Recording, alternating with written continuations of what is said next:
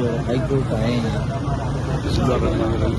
دیکھیں بعض اوقات السلام علیکم، پاکستان جو ہے نا اس وقت پاکستان کی تباہی اور بربادی کی تاریخ لکھی جا رہی ہے۔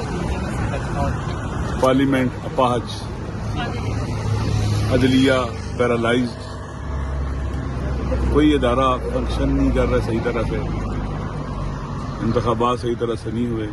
پاکستان کی تباہی کی تاریخ ہے جو لکھی جا رہی ہے۔ بار بار عدلیہ کے دروازے پر دستک دیتے ہیں کہ شاید ضمیر جاگ جائے اور لوگ بھی یاد رکھیں گے، اور جب پڑھیں گے پاکستان کی تاریخ کو تو ہر ایک کا چہرہ سب کے سامنے آ جائے گا، کیونکہ ہم نہیں رہیں گے، یہ بلڈنگیں ہوں گی، یہ سڑکیں ہوں گی، انشاءاللہ پاکستان بھی ہوگا، پاکستان کے عوام بھی ہوں گے، لیکن اس پاکستان کی تاریخ جو سیاہ چیپٹر ہے نا وہ بھی ہوگا، اور خوبصورت چیپٹر بھی ہوگا۔ اس کا صفحے کے دو کیا کہتے ہیں کہ تصویر کے دو رخ ہوتے ہیں۔ ایک تصویر کا سیاہ رخ ہوگا جس کے اس کے اندر سیاہ لوگوں کا، جن کے چہرے سیاہ، جن کے ذہن سیاہ، جن کے دل سیاہ، جن کی سوچیں سیاہ ہیں، ان کا ہوگا۔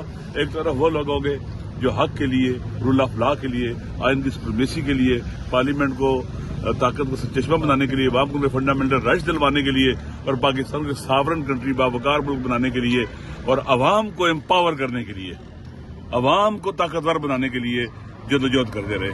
اور یہی راستہ سچ کا راستہ ہے، حق کا راستہ ہے، اور یہی وہ راستہ ہے جس پر نجات مل سکتی ہے۔ علامہ صاحب آج چیف جسٹس صاحب مصروف ہے سر، آج انہوں نے منسوخ کر دیا، کیا کہیں گے؟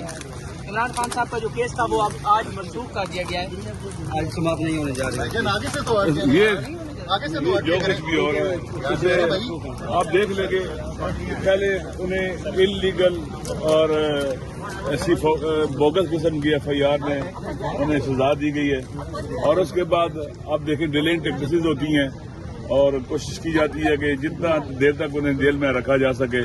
بالآخر دنیا کے حالات، ہمارے اطراف کے حالات، پاکستان کے حالات، یہ سب کو مجبور کر دیں گے کہ اس کے بغیر، اس کو لائے بغیر پاکستان کو اکٹھا رکھنا مشکل ہو جائے گا۔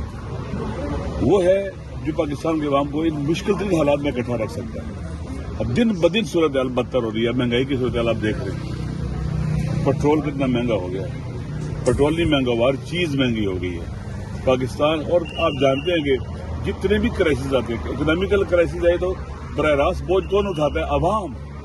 اس کا عوام پر، غریب عوام پر، پاکستان کے مظلوم عوام پر اس کا اثر پڑتا ہے۔ نامنی کا بوجھ بھی یہ اٹھاتے ہیں، لا قانونی کا بوجھ بھی پاکستان کے عوام اٹھاتے ہیں۔ پاکستان کے عوام کو سزا دی جا رہی ہے کہ تم پاکستان میں کیوں پیدا ہوئے تھے، تم یہاں کیوں پیدا ہوئے، سزا دی جا رہی ہے۔ تم ڈیزرو نہیں کرتے کہ تمہیں طاقت دی جائے اور تم اپنے حکمران منتخب کرو، تم ڈیزرو نہیں کرتے کہ رول آف لا ہو، تم ڈیزرو نہیں کرتے کہ آئین کی سپریمیسی ہو، تم حیوانوں کی طرح ہو، تم کیڑے مکوڑے ہو، لہذا تمہارے ساتھ یہی سلوک کیا جائے گا۔ اگر ایک ملک کے اندر عدل کے دروازے بند ہو جائیں، یعنی عدل نہ ملے لوگوں کو، آپ سمجھ لیں کہ تباہی بربادی ہو چکی ہے۔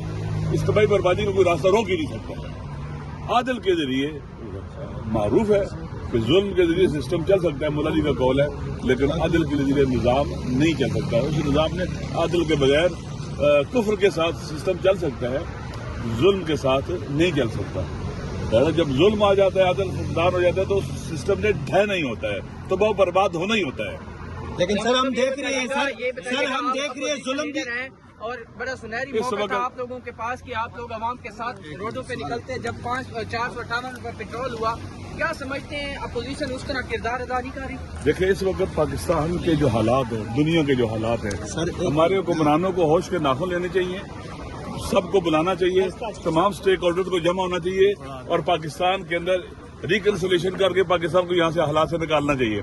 اگر پاکستان کے عوام اب نکلے نا 26 نومبر کے بعد، گولیاں ماری ہیں انہوں نے، اب جب نکلیں گے نا تو کوئی گھر واپس جانے کے لیے نہیں نکلے گا، یہ ذہن میں رکھ لینا۔